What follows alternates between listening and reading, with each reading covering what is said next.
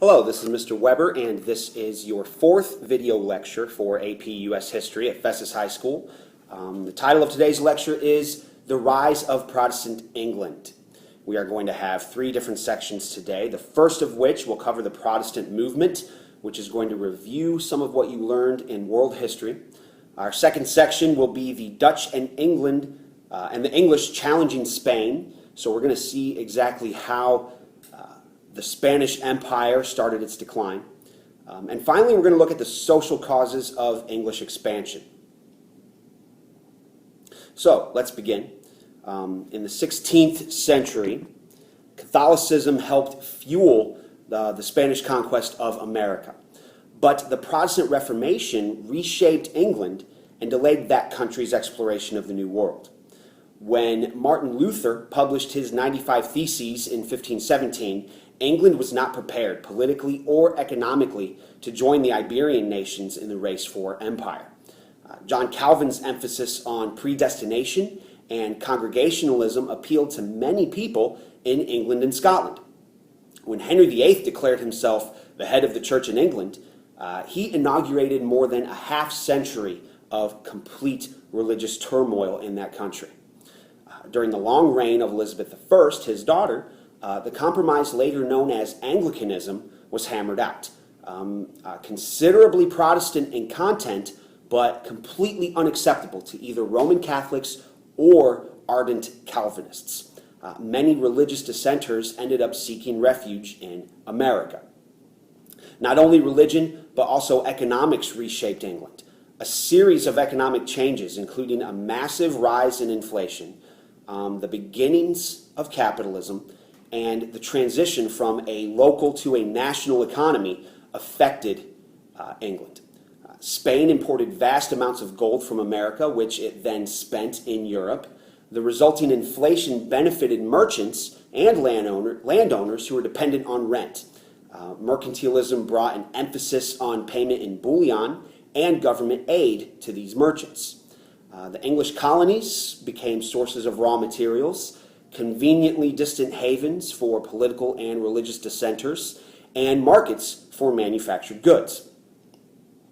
England's new wealth made possible a military buildup that also led to the defeat of a Spanish invasion in 1588. So, the rise of Protestant England. Let's begin by looking at our very first section, which is the Protestant movement.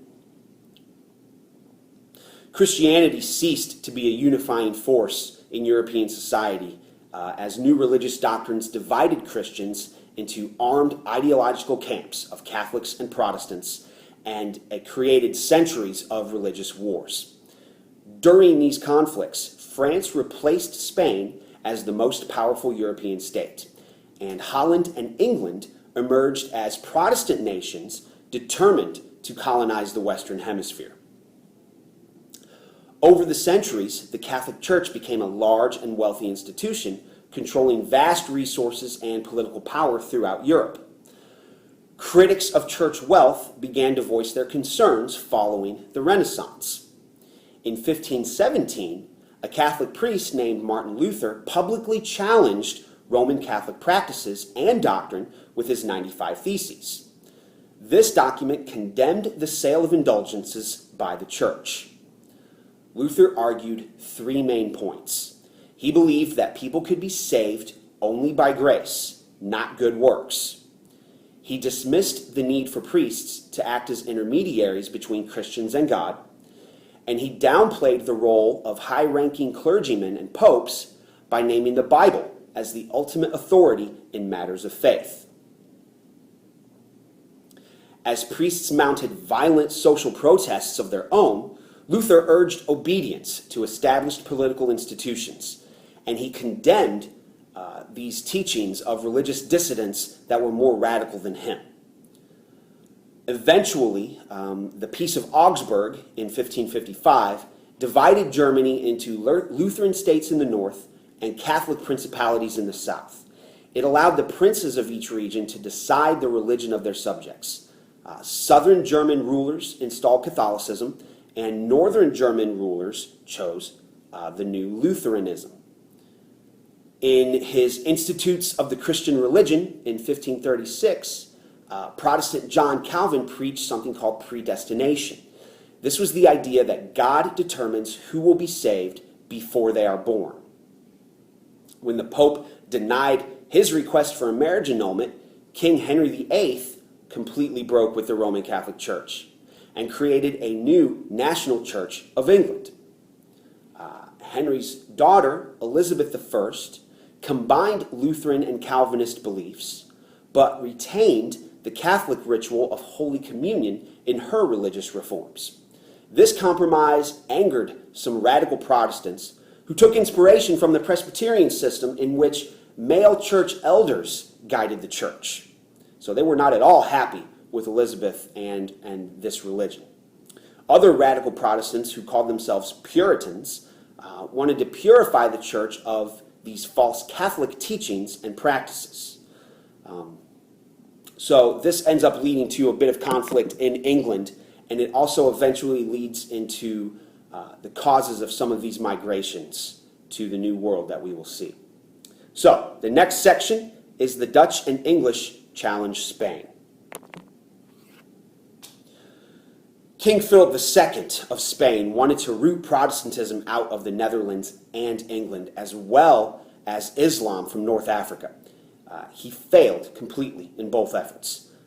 To protect their Calvinism and political liberties, the 7 northern provinces of the Spanish Netherlands declared their independence in 1581 and became the Dutch Republic, or what we call Holland.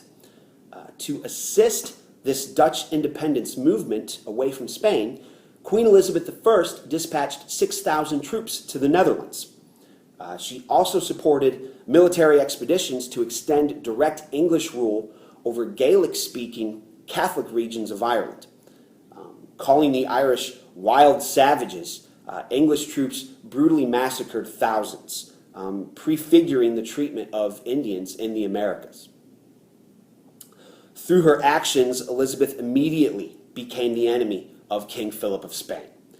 In 1588, the Spanish Armada sailed out to reimpose Catholic rule in England and in Holland, but it was defeated when a storm allowed the English to claim victory. And you know that the wind in the English Channel was never quite in the favor of the Spanish Armada. Shrugging off this defeat, Philip continued to spend his American gold on these religious wars. This ill-advised policy diverted resources then from industrial investment in Spain and ended up weakening their entire economy. Oppressed by high taxes on agriculture and fearful of military service, more than 200,000 residents of Castile, the richest region in Spain, migrated to America. As the Spanish government and economy struggled, the Dutch Republic became the leading commercial power of Europe. Amsterdam emerged as the financial capital of Northern Europe, and the Dutch Republic ends up replacing Portugal as the dominant trader in Indonesia and in West Africa. Dutch merchants also looked across the Atlantic. They created the West India Company, which invested in sugar plantations in Brazil and established the fur trading colony of New Netherland along the Hudson River in North America. England's economy was stimulated by a rise in population, from 3 million in 1500 to 5 million by 1630, and also by mercantilism. This is a system of state-supported manufacturing and trade. Mercantilist-minded monarchs like Queen Elizabeth encouraged merchants to invest in domestic manufacturing, and this ended up increasing exports and decreasing imports. The domestic English textile industry relied on outwork. Merchants bought wool from the owners of great estates, and then they hired landless peasants to spin and weave the wool into cloth. The government further helped textile entrepreneurs by setting very low rates for these wages for these people so that these entrepreneurs could get a lot of work done. By 1600, the success of merchant-oriented policies helped give the English and the Dutch the ability to challenge Spain's control of the Western Hemisphere. So let's go to the next section and look at the social causes of English expansion. England sent more than merchant fleets and manufacturers to America. Economic changes would bring thousands of poor and landless English peasants to search for prosperity in the Americas. The price revolution, which was major inflation as a result of the Spanish dumping of gold and silver on the European market, caused great social changes in England. The nobility were its first casualties, largely because they rented their lands on long-term leases at very low rents. In contrast, the gentry, or the non-noble landowners, prospered by offering short-term leases at high rates. As the influence of the House of Commons increased, rich commoners and small property owners gained a voice in government. This process of creating representative government had profound consequences for English and American political history. The price revolution likewise transformed the lives of these peasants. The economic stimulus of Spanish gold spurred the expansion of the textile industry. To increase the supply of wool, profit-minded landlords and wool merchants persuaded Parliament to pass the Enclosure Acts, laws that allowed owners to fence in open fields that surrounded many peasant villages and put sheep to graze on them. Because of the Enclosure Acts, the price revolution, and crop failure, many peasants lost the means to earn a living, and they were willing to go to America as indentured servants.